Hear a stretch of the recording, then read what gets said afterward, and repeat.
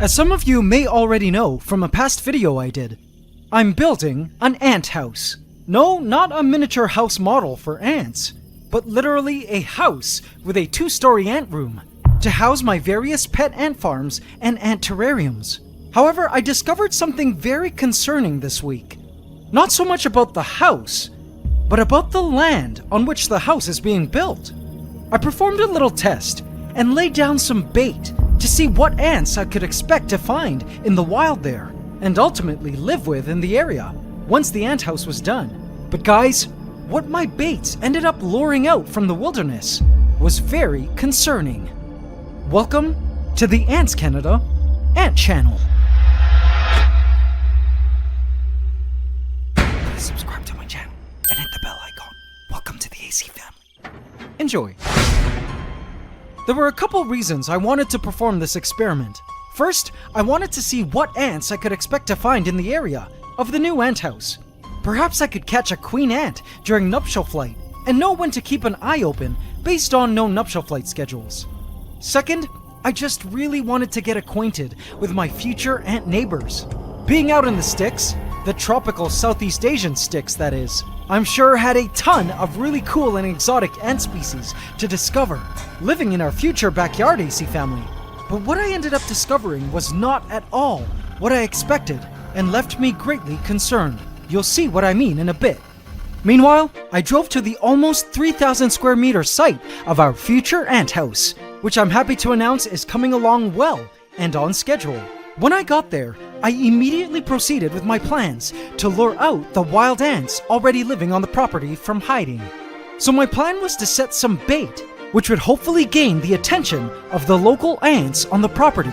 The habitat in the area is considered sparse tropical forest, and I've already seen several types of awesome ants in the area, including a nest of one species I'll be showing you shortly, that I didn't need to bait to see.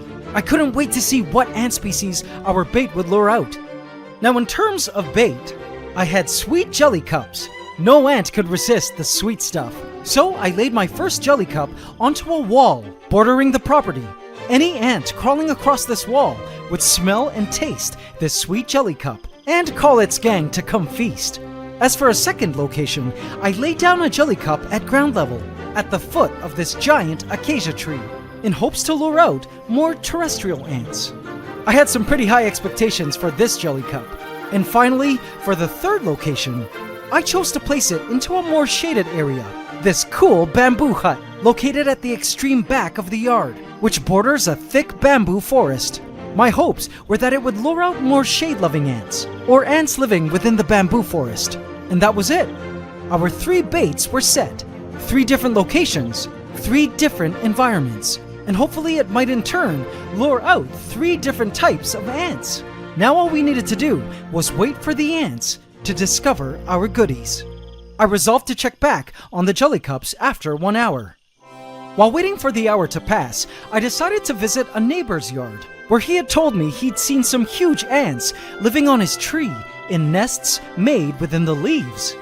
Without even seeing them, I already knew what species he was talking about, and marveled when he showed me the colony of Asian weaver ants inhabiting his jackfruit tree. Look at them! This colony was super active and indeed super aggressive. It was kind of a breezy day, but it did not stop the ants from dashing up and down the branches of the tree.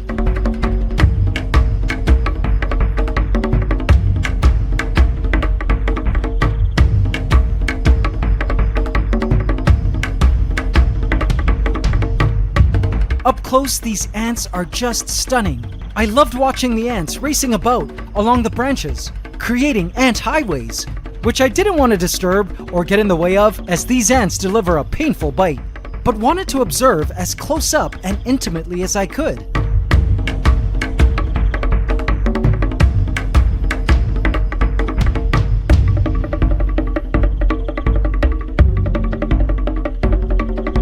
Now I've owned this species before, if you recall the Emerald Empire. They create amazing leaf basket nests in the trees, binding leaves together using silk from their larvae.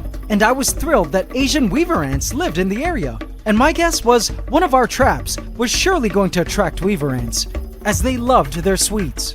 In fact, while I was watching this colony, I spotted this. Check this out.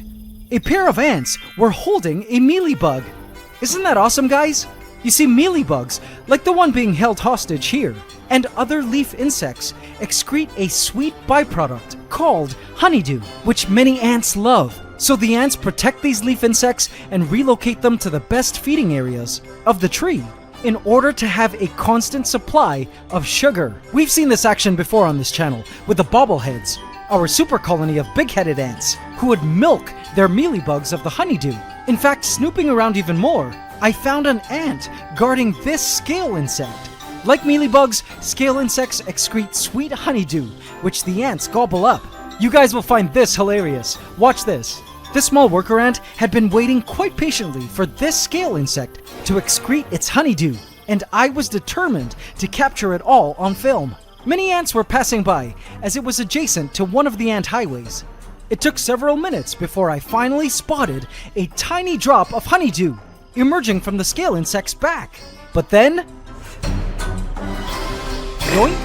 A larger worker was quick to lap it up. Aw, so sad. Hopefully next time around. These ants eat a lot, and aside from sugary foods, they are constantly carrying seized insects to their leaf nests to consume. They catch even the smallest of invertebrates. And I have even caught a swarm of these ants dragging a dead snake to their nest. They need the protein to produce larvae, which produce the silk, which glues their giant leaf nests together. Anyway, as I said, it was awesome to know that there were amazing ants like these living in the area. After observing the ants for a good hour, I decided it was now time to check out our ant baits. But what I saw was not what I was expecting. First, I checked the wall, and this is what I saw. Tons of really small ants devouring the jelly. These were ghost ants. They're called ghost ants due to their transparent gasters, making them look like floating heads as they move around. Though we've seen ghost ants on this channel before, I was kinda hoping for other ants. These ghost ants are actually an invasive species that have conquered nearly every tropical and subtropical country in the world.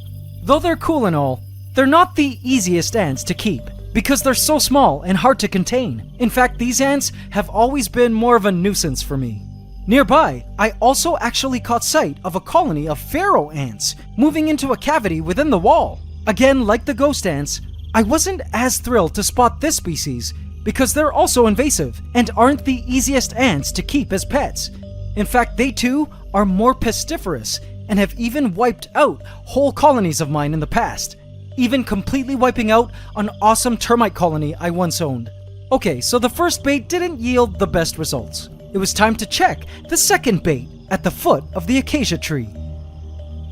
This jelly cup also turned out to be a disappointment. I saw a ghost ant and a few black crazy ants. I love keeping black crazy ants, as you may know, seeing as I own a huge black crazy ant colony named the Dark Knights. But again, not a native species, but invasive. All of this really concerned me. Other than the weaver ants, did this mean my area was completely overrun by invasive ant species? Had these invaders completely wiped out native ants living in my area? This was a problem because ecologically, this was not good. But also, with the future ant room being in this area, these ants the baits were luring out were the ants I could also expect to see breaking into my home to live with me. As you know, I live in the tropics, where it is practically impossible to shut out insects from the wild from entering your home. And having ghost ants and pharaoh ants predominantly as my future neighbors was not promising, and it would definitely put my future ant colonies at risk. Where I currently live, I live 15 floors up, which helps deter most pest ants from discovering my ant room, which is rich in ant resources like nesting areas and roaches. And even then, I've had problems with wild ants breaking in. But with the new ant room being just 1 story up, this just makes my ant room an easy buffet restaurant and real estate for these notorious invaders. If this third bait also attracted more invader species, it would be strong evidence to support the fact that the entire area had been driven clean of its native ant species. Perhaps the weaver ants managed to survive the invasions of invasive ants due to being up in the trees. I entered the bamboo hut, and AC family, this was what I saw at the jelly cup.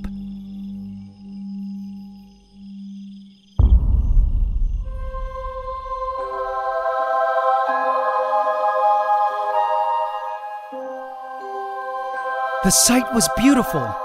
Lots and lots of ants. Super Majors! Guys, I was thrilled to see that our third Jelly Cup had attracted an awesome colony of what I believe are big-headed ants from the genus Phaedoli, like our bobbleheads. How amazing! These ants were not invaders. They were endemic and had lived here for millions of years. And guys, looking carefully, I actually also saw another species here, the head of this supermajor. Do you notice something about it? It's different from the big-headed ant supermajor towards the left. Does it look familiar to you? I could be wrong, but I believe this to be an Asian marauder ant supermajor, like our titans. Awesome! We had Carabera diversa living in the area too. And interesting to know, they were willing to share the jelly with the big-headed ants. This species is also endemic and has been living in these lands for millions of years. It was so promising to know that the area indeed still had its native ant species. Thank goodness. I truly couldn't wait to move here and share the area with them. As I watched the sun glistening on these ants' bodies as they fed happily on the jelly cup we offered them, it warmed my heart to know that we would soon be living among some really cool ants. And though it does suck a little that invasive ants do live around here too, though a lot of them are species we love and keep on this channel, seeing these big-headed ants and marauder ants thriving in the area also showed me that native ants are pushing and fighting back against invading enemy lines and sticking around to claim their ancestral territory theirs. It was this native versus invasive ant war front that got me thinking, and I wanted to ask you guys what your opinions are on this. So on this channel, we've been keeping ants in captive setups, which of course is super fun and has its advantages. But AC family, do you think we should also have pet ants, but keep them in the wild?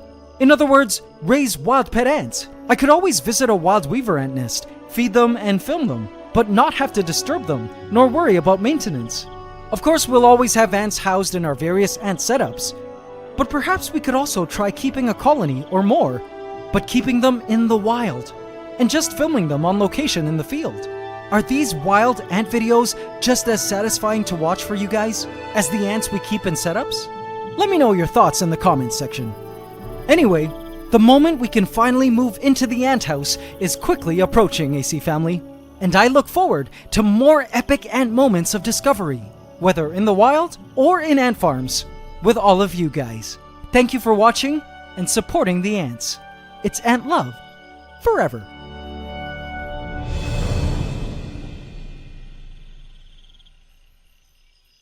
AC family, hope you enjoyed this week's episode. Are you excited about the new Ant House and Ant Room 2.0? So many more ant videos are ahead, so if you haven't yet, do smash that subscribe button and bell icon now, and hit all so you get notified at every upload. Also, don't forget to hit the like button every single time, including now. It would really mean a lot to me, guys.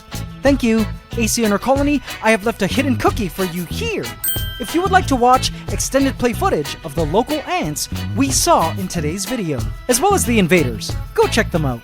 And guys, it's that time of the year again. We just launched our biggest ant promo yet, the AC Holiday Sale 2020, where you get 20% off our AC Ant Tower Small and AC Hybrid Nest Mini over at our shop at antscanada.com. And on top of that, if you use the promo code AntLoveForever2020, you get our Ultimate Ant Keeping Handbook ebook, complete with care guides on specific commonly kept ant species, totally free, which you can add to your cart before checking out.